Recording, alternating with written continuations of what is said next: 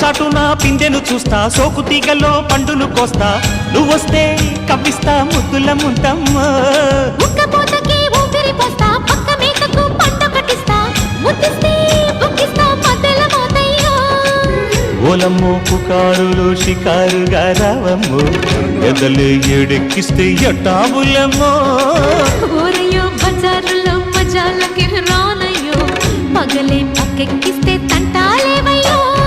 మిట్టిల మీదున్న మిస్సమ్మయ్య సంటే వడ్డీలతో పాటు ఒళ్ళోకి వస్తుంటే పోగ